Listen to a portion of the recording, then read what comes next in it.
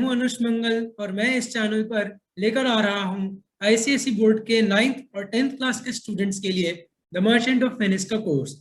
दोस्तों, the merchant of Venice ICSE board में English 2 paper में, मतलब कि इंग्लिश लिटरेचर पेपर में सेक्शन ए में ड्रामा में 32 मार्क्स का पूछा जाता है। अगर आप इसको अच्छे से पढ़े तो इसमें अच्छे नंबर लाना बहुत आसान है। दोस्तों, जब भी कोई स्टूडेंट क्लास 9th में नया आता है या फिर कोई भी जनरल स्टूडेंट जिसकी इंग्लिश वीक है, वो इतने सारे कैरेक्टर्स को देखकर और खास तौर पर शेक्सपियर की लैंग्वेज को देखकर, अचानक से बदलती हुई इस इंग्लिश लैंग्वेज को देखकर थोड़ा डर सा जाता है। इसमें घबराने की बात नहीं है, यह आमतौर पर सब बच्चों के साथ होता है। इतने सारे सीन्स और एक्ट्स कैसे याद रखें, इसकी टेंशन ऑलमोस्ट सभी को होती है। तो दोस्तों, मैं अपनी तरफ से पूरी कोशिश करूंगा कि मैं आपको द मर्चेंट ऑफ वेनिस समझा सकूं और कुछ हद तक आपको याद भी करा सकूं। तो मेरे साथ इस कोर्स में बने रहिएगा दोस्तों।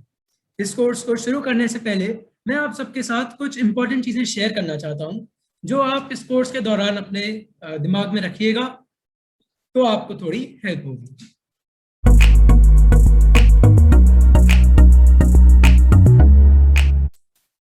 तो दोस्तों, सबसे पहला पॉइंट है कंटिन्यूसली मेक नोट्स।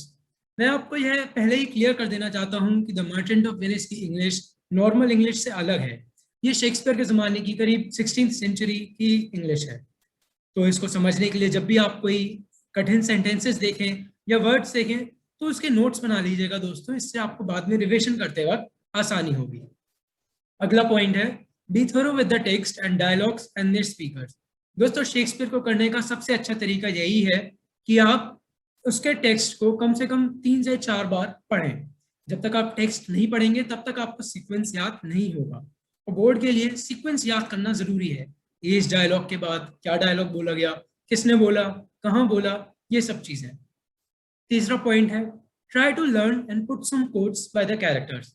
दोस्तों, आपके आंसर्स इंप्रूव तभी होते हैं जब आप इन कैरेक्टर्स के द्वारा बोले गए कोट्स को डालें। मतलब कि अगर एंटोनियो कुछ बोल रहा है तो वो आपने कोट डाला उस आंसर में, अगर वह उसके रेलेवेंट है। इससे आपके आंसर्स काफी हद तक इंप्रूव होते हैं।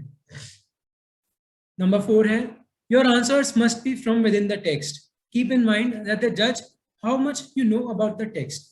दोस्तों, अगली चीज जो आपको ध्यान में रखनी है वो यह है कि आपके जो आंसर्स हैं वो टेक्स्ट से पर्टेनिंग ही होने चाहिए। मतलब टेक्स्ट के बाहर या फालतू के या जो आप सोच रहे हैं वो नहीं होना चाहिए। जो भी टेक्स्ट में दिया गया है बस उतना ही आपके आंसर को सफिशिएंट बनाने के लिए काफी है।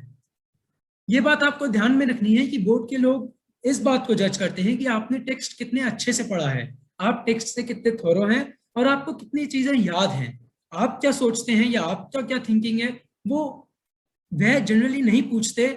अगर उन्होंने ऐसा कोई क्वेश्चन दे रखा है तो उसके लिए आप फ्री हैं, हालांकि ऐसे क्वेश्चंस कम दिए जाते हैं। अगला पॉइंट ये है there are many biblical and historical references given in the text. One need not know everything about them. A brief background and how it relates to the text would be enough. दोस्तों, Shakespeare की एक आदत है कि वो अपने pledge में काफी सारे रेफरेंसेस देते हैं, मोस्टली बाइबल से या फिर उनके ब्रिटिशर्स या रोमन हिस्ट्री या ग्रीक हिस्ट्री से, ग्रीक गॉड्स, रोमन गॉड्स, ऐसी सब चीजों से। आपको उनके बारे में पूरी जानकारी होना जरूरी नहीं है। जैसा कि मैंने बोला, सिर्फ आपको टेक्स्ट की जानकारी होना जरूरी है कि ये चीज टेक्स्ट से कैसे रिलेट कर रही है, टेक्स्ट में इसका क्या रेलेवेंस है। सिर्फ आपको ये पता होना चाहिए तो उसना आपके लिए काफी है। पॉइंट नंबर 6 है every line in the text does not have a meaning. Some lines are spoken just to entertain the audience and can be ignored. दोस्तों, अगली चीज जो कि आपको मैं पहले ही बता दूं कि इस प्ले में लॉन्सलॉट गोबो करके एक क्लाउन है, और भी कई चीजें हैं, और भी कई ऐसे लोग हैं जो ऐसी ही फालतू की चीजें बोलते हैं।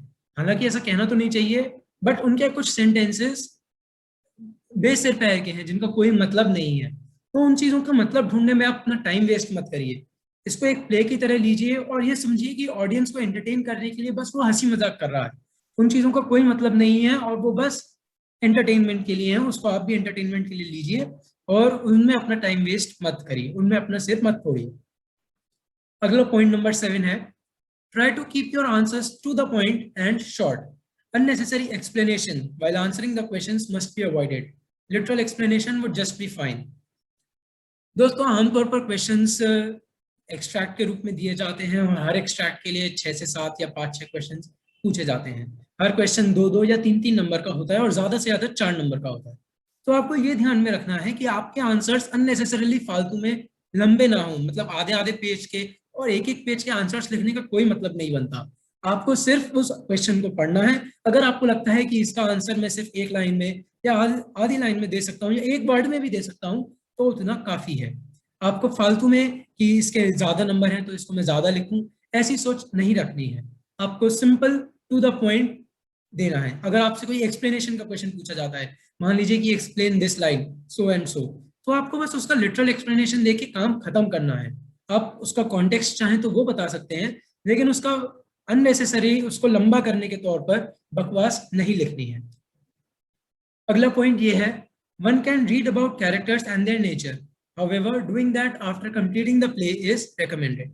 दोस्तों एग्जाम्स में हालांकि 10th क्लास में तो कम पूछे जाते हैं, बट कैरेक्टर्स के बारे में भी क्वेश्चन पूछे जाते हैं कि what is your opinion about this character, या give a character sketch of Antonio, या give a character sketch of Shylock, या how is Shylock by nature.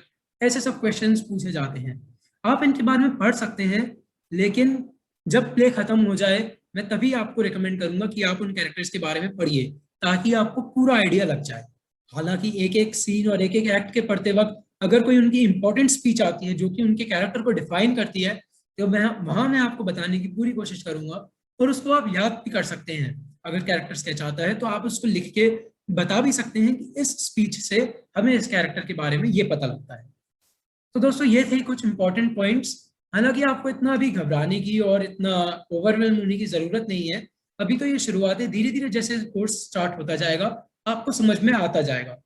In points को आप चाहें तो दोबारा से देख भी सकते हैं। आप समझ लीजिए कि ये कुछ गाइडलाइंस है जो कि मैंने अपने टाइम पे फॉलो करी थी, बस यही है। तो बने रहिएगा और अगले आपको मिलते हैं एक्ट 1 सीन 1 में। धन्यवाद दोस्तों।